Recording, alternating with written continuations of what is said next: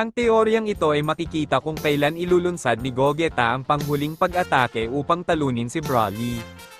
Ngunit sa oras na iyon, ang fusion ni Goku at Vegeta ay matatapos na, pero ang nangyari, hindi pa lumilipas ang 30 minutes, Leche Kakarot, naging confident na naman tayo, si Vegeta ay kailangang labanan siya gamit ang maliit na kapangyarihan na mayroon siya.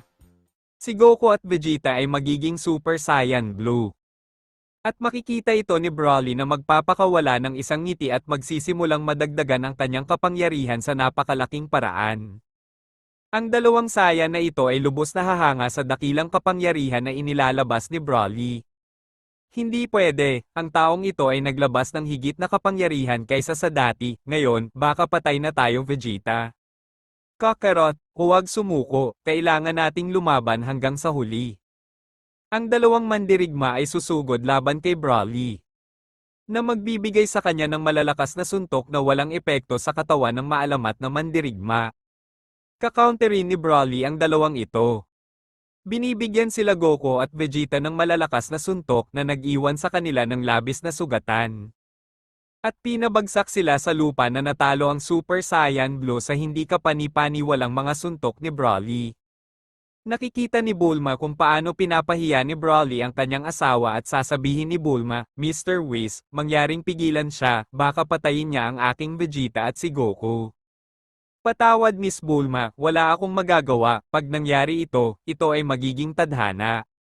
Si Bulma ay magsisimulang umiyak nang makitang wala siyang magagawa sa sitwasyong ito. Sasabihin ni Goku, Leche, ito na ang katapusan natin, wala na tayong magagawa. Si Vegeta na nasa lupa ay nasaktan na babangon at sasabihin, hindi ako susuko, kailangan kong protektahan ang pamilya ko, poprotektahan ko sila kahit mawalan ako ng buhay.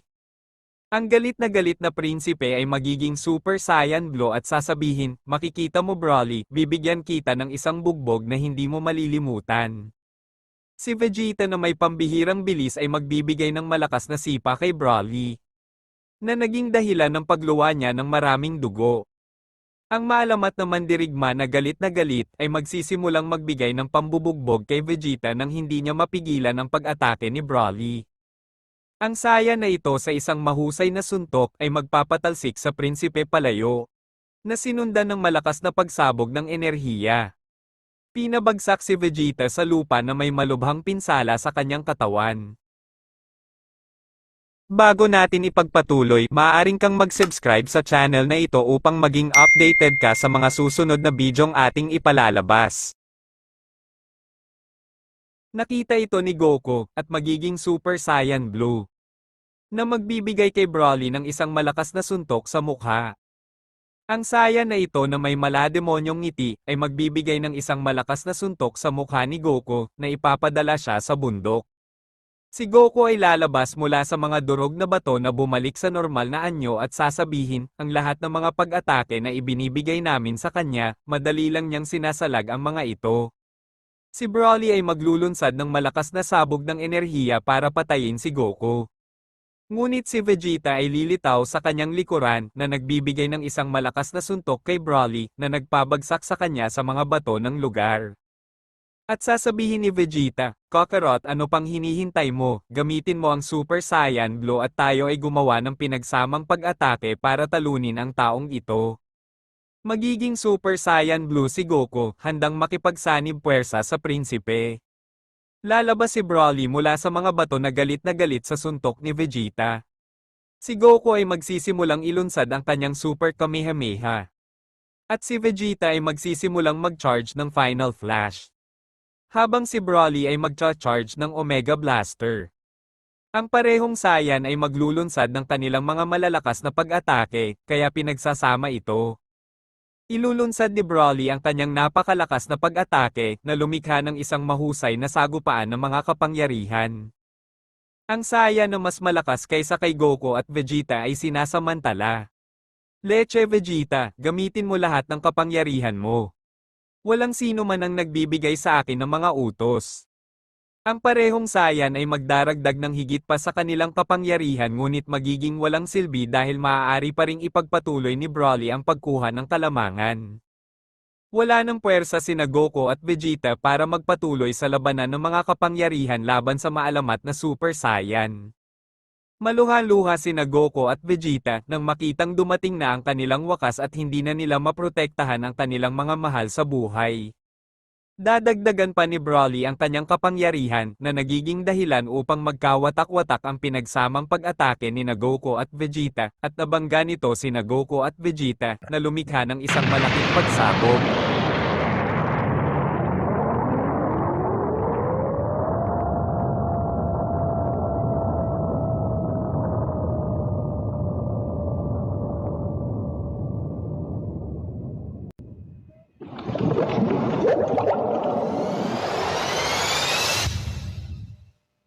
Hey, nasaan ako? Bakit parang ang liit ng katawan ko? Bakit ako nakakulong sa loob ng capsule na ito?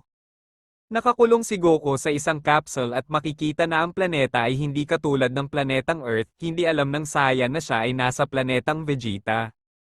Habang may naririnig siyang dalawang taong nag-uusap habang may nagkakarga ng ship na sinasakyan niya. Hindi maintindihan ni Goku ang anumang pinag-uusapan nila. Hanggang sa makita niya ang mga mukha ng isang napakagandang babae at isang lalaki, ito ay halos kamukha niya.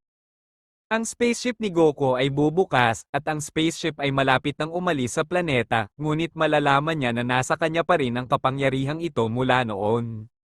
Si Goku mula sa kanyang spaceship ay magbabagong anyo sa isang Super Saiyan, ganap na sinisira ang spaceship kung nasaan siya.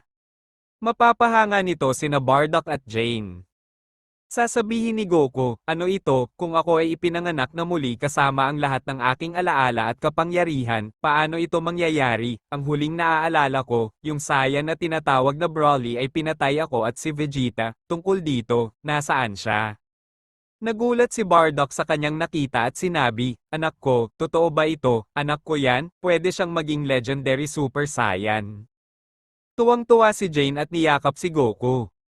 Ang anak kong si Kakarot ay ang maalamat na Super Saiyan, sabi ni Jane habang karga ang kanyang anak, sinabi niya bang anak ko, at sila ang magulang ko. Masayang sabi ni Goku, sa wakas ay nakilala ko na ang aking mga magulang na sina Bardock at Jane. Sa kabilang banda, makikita ni Vegeta ang kanyang sarili sa isang lugar na pamilyar sa kanya. Marahil ito ang kastilyo ng aking ama na si King Vegeta, ngunit bakit ako naririto? Dapat patay na ako dahil pinatay ako ng Saiyan na iyon at si Kakarot, bakit ko ito naaalala at bakit mayroon akong kapangyarihan noong pinatay ako ng Saiyan na iyon? Marahil ay ipinanganak na muli ako taglay ang lahat ng aking alaala at kapangyarihan. Maririnig ni Vegeta na may nagbubukas ng pinto ng kastilyo. Na walang iba at walang mas mababa kaysa kay Haring Vegeta. Hoy Vegeta, pumunta ako dito dahil may ipapagawa ako sa'yo. Ano ang nangyayari? Bakit pa ako isinilang? Kung patay na ako ngayon, nasaan si Kakarot? Baka pinadala na siya ni Bardock sa Earth. Leche, sasabog na ang ulo ko sa sobrang daming tanong. Sasabihin ni Haring Vegeta sa kanya, Hoy Vegeta, ano bang problema mo? Sabi ko sa'yo, may misyon ka kasama sina Nappa at Raditz. Sandali lang, kung pupunta ako sa planetang iyon ay binalak na ni Frieza na patayin ang lahat ng Saiyan para sirain ang planetang Vegeta, kaya pinadala ni Bardock si Kakarot sa Earth para iligtas siya sa kamatayan, iniisip ni Vegeta. Hoy Vegeta, ano bang problema mo? Hindi ka naman ganyan. Ama, hindi ako makakapunta sa planetang iyon, kung pupunta ako ay tatawagin ni Frieza ang lahat ng Saiyan para mamaya ay sisirain niya ang planetang Vegeta. Magtataka si Haring Vegeta sa mga salitang sinabi ng kanyang anak, seryoso ba ang sinasabi mo anak, ano bang kalokohan ang pinagsasabi mo, hinding-hindi gagawa ng ganyan si Frieza, matagal na namin siyang pinagsilbihan, kalokohan talaga yang sinasabi mo, itigil ang pagsasabi ng mga katangahang bagay Vegeta, ano ang mali sa iyo at paano mo malalaman iyon? Ipapaliwanag ko ang lahat sa ibang pagkakataon, kailangan muna nating mahanap si Bardock at ang kanyang anak na si Kakarot. Baliw ka anak, bakit kailangan mong hanapin ang mga taong iyon, huwag mong isipin na tutulungan kita hanggat hindi mo ipinapaliwanag sa akin kung bakit mo sinasabi iyon. Ama, sumusumpa ako, mamaya makikita mo ito at malalaman mo kung bakit ko sinasabi ito, pakinggan mo lang ako kahit minsan lang sa buhay mo, kung hindi ako tama ay titigil na ako sa pagiging prinsipe Vegeta. Makikita ni Haring Vegeta na ang kanyang anak ay lubos na kumbinsido sa kanyang sinasabi na itinaya din niya ang kanyang posisyon bilang prinsipe sa isang bagay na napakahalaga para kay Vegeta at papayag siyang sumama kay Vegeta para hanapin ang dalawang Saiyan. Sana ay hindi pa naipadala ni Bardock si Kakarot sa Earth, sasabihin ni Vegeta na labis na nag-aalala. Sa kabilang banda, sinabi ni Goku ang lahat tungkol sa kanyang nakaraang buhay sa kanyang mga magulang at sasabihin ni Bardock. Kaya ang saya na tinatawag na Broly ang pumatay sa inyo ni Prinsipe Vegeta, kung tama ang pagkakaalala ko si Broly ay anak ni Paragus, ngunit ngayon ay hindi ko alam kung nasaan siya. Leche, paano ko siya makakalimutan? Nakalimutan mo ama. Ang napakasamang Frieza na iyon ay gustong tapusin ang lahat ng mga Saiyan, ang hangal na Frieza, ama, gusto kong manatili at lumaban kasama mo. Hindi anak, ito ay lubhang mapanganib, bagamat naging Super Saiyan ka na, hindi pa rin natin alam ang tunay na kapangyarihan ng hangal na iyon. Huwag kang mag-alala ama, sa nakaraang buhay ko, natalo ko siya sa Super Saiyan. Hahanga si Bardock, hindi ka panipaniwala anak, maaari mong iligtas ang lahat ng lahi ng Saiyan. Kakarot, samahan mo akong lumaban kay Frieza. Makikita ito ni Jane at sasabihin nito, hindi pwede, hindi ako papayag, hindi ko ilalagay sa panganib na mamatay ang anak ko. Ina, mangyaring tandaan na ginagawa ko ito upang iligtas ang lahat ng mga Saiyan. Ayoko lang na may mangyaring masama sa'yo. Huwag kang mag-alala Jane, ibibigay ko ang buhay ko para iligtas si Kakarot, magaling Kakarot, umalis na tayo. Si Goku at Bardock ay haharap kay Frieza. Ngunit sa sandaling iyon, darating si Vegeta kasama ang kanyang ama na si Haring Vegeta. Nagulat na sabi ni Goku, Vegeta, hindi ka ba iba? Sino sa tingin mo ako, hangal? Nakikita ko, kung ano ang nangyari sa iyo ay pareho sa akin. Tama Kakarot, hindi ko alam kung sino ang gumawa nito sa atin pero tayo ay ipinanganak na muli, ang pinaka-weird na bagay ay ito, isinilang tayo na taglay ang lahat ng alaala at kapangyarihan na mayroon tayo sa hangal na Saiyan na iyon, pinatay tayo ni Broly. Oo, alam ko Vegeta, ito ay lubhang kakaiba.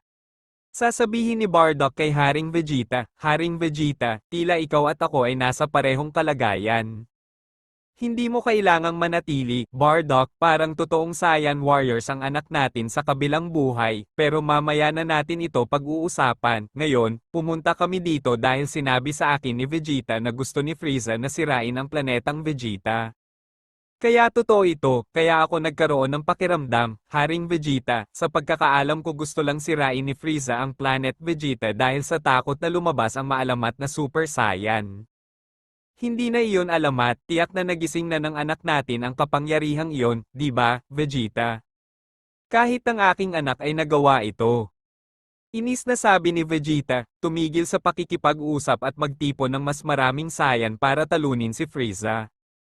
Tara na, sana hindi nila tayo tratuhin na parang baliw, sabi ni Bardock. Kung hindi sila makikipagtulungan, aalisin ko sila gamit ang sarili kong mga kamay.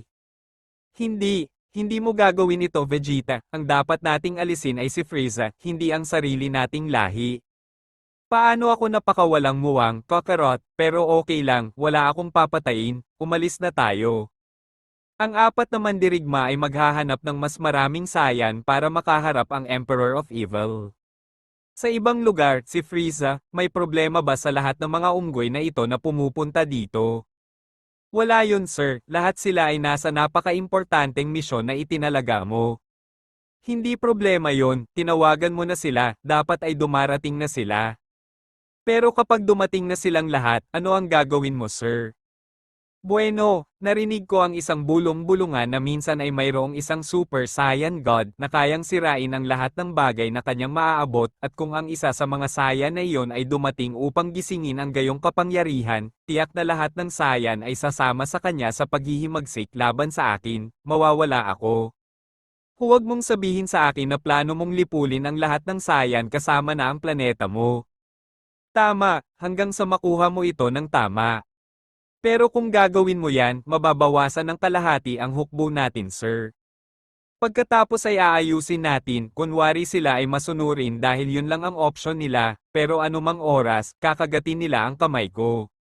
At ibig mong sabihin, lahat ng tauhan na Saiyan. Hindi sa naniniwala ako na kung tutuusin ay lahing mandirigma sila, kaya mas mabuti na maging ligtas kaysa mag-sorry, hindi ba?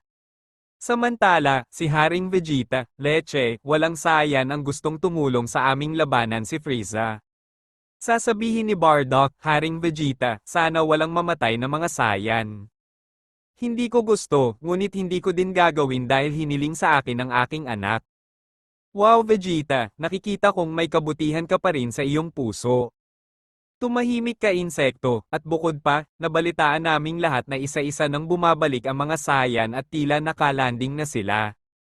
Nag-aalalang sabi ni Bardock, ito ay masama Kakarot, tayong apat lang yata ang nandito para talunin siya. Walang ibang pagpipilian, pumunta na tayo doon. Kakarot, minsan ko lang itong sasabihin sa'yo at para sa lahat, ako ang lalaban sa hangal na iyon. Paano kung magpasya tayo gamit ang Jack and Poy? Gusto mong gawin ang pareho, ngunit gagawin ko ito sa huling pagkakataon, ang dalawang sayan ay naglaro ng Jack and Poy. Kung saan si Goku ang mananalo, paano, kung gayon, makakalaban ko si Frieza. Maaaring sila na ang pinakamakapangyarihan ngunit hangal pa rin silang magpasya kung sino ang unang lalaban, iisipin ni na Bardock at King Vegeta. Kung gayon mga bata, humanda na kayo. Oo ama, pwede na tayong umalis. Ang apat na sayan ay pupunta sa kalawakan upang labanan ang Evil Emperor. Sir Frieza, ipinaalam sa akin na ang lahat ng mga sayan ay kakarating lang sa planeta. Ito ay mas mabilis kaysa sa naisip ko, sa pagkakataong ito, hangal silang sumunod sa utos na ito dahil ito na ang huling utos na matatanggap nila. Sir, gusto mo ba talagang gawin ito? Sinabi ko na sa iyo, mas mabuting matapos na ito ng mabilisan bago pa magkagulo. Lord Frieza, ipinaalam sa akin na ang apat na sayan ay mabilis na patungo dito, tila sila Bardock at Haring Vegeta, kasama ang dalawang bata, na tila mga anak nila. Ano ang sinabi mo, ngunit apat na unggoy lamang ang gustong subukang patayin ako, hahaha, ipadala ang ating hukbo para tapusin sila. Bilang iyong order sir. Ang pinto ng spaceship ay magbubukas at pinapalabas ang lahat ng mga sundalo ni Frieza upang salakayin ang mga sayan. Ngunit mapapansin nila iyon at hindi gaanong mahalaga. Sasabihin ni Haring Vegeta sa sandaling ito, mga bata, huwag mag-alala, sige lang, kami ni Bardock ang bahala sa lahat ng nakakainis na sundalong iyon. Humiwalay sina Goku at Vegeta sa kanilang mga magulang at dumiretso kay Frieza. Kung gayon Bardock, tapusin na natin ito. Gaya ng utos mo, Haring Vegeta. Ang parehong mga sayan ay gagawa ng kanilang pinakamalakas na pag-atake at pag-iisahin at ihahagis ito sa buong hukbo ni Frieza, na dinudurog sila hanggang sa maging alikabok. Ano iyon, nilipol nila ang ating buong hukbo sa isang pag-atake, ang mga batang iyon ay nagawang lumayo nang hindi napapansin ng sinuman sa aming hukbo, sasabihin ng sundalo ni Frieza. Sasabihin ni na Goku at Vegeta, Leche Frieza, sa wakas, nandito na kami sa harapan.